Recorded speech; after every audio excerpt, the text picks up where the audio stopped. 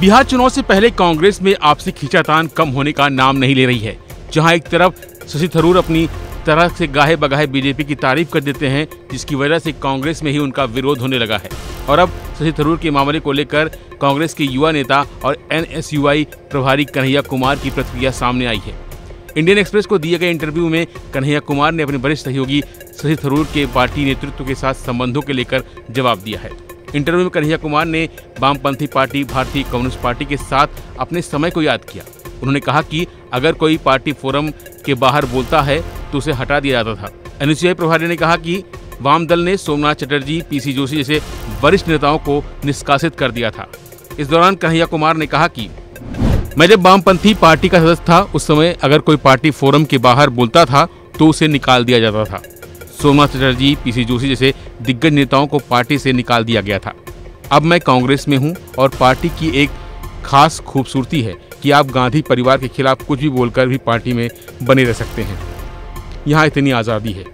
वहीं दूसरी तरफ कांग्रेस के वरिष्ठ नेता के मुरलीधरन ने रविवार को एक बड़ा बयान दिया और ये बयान उनके ही साथी शशि थरूर के खिलाफ था। के मुरलीधरन ने शशि थरूर पर निशाना साधते हुए कहा कि जब तक शशि थरूर राष्ट्रीय सुरक्षा से जुड़े मुद्दे पर अपना रुख नहीं बदलते, तब तक उन्हें तिरुअनंतपुरम में पार्टी के किसी भी कार्यक्रम में नहीं बुलाया जाएगा। शशि थरूर अब हमारे नहीं रहे। वे कांग्रेस कार्य समिति यानी CWC के सदस्य जरूर हैं, लेकिन उनके हालिया बयानों और रुख से पार्टी की आंतरिक एकता पर सवाल खड़े कर दिए हैं। उन्होंने कहा कि अब वो हमारे साथ नहीं है, इसलिए उनके बहिष्कार की बात ही नहीं उठती। के मुरलीधरन, नेता, Congress.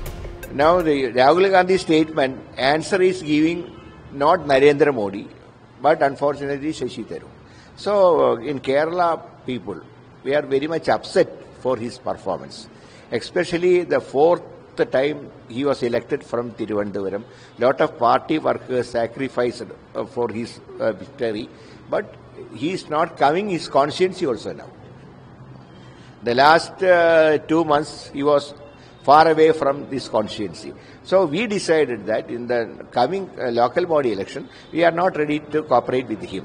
Otherwise, High Command, if High Command did give any direction, we will obey that. But now our stand is, we are not cooperate with him. यानी कुल मिलाकर शशि थरूर के बयान से अब कांग्रेस को फर्क पड़ने लगा है और यही वजह है कि अब उनके नेता भी शशि थरूर के खिलाफ बोलने लगे हैं।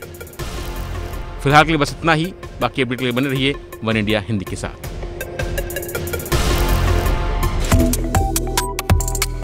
Subscribe to One India and never miss an update.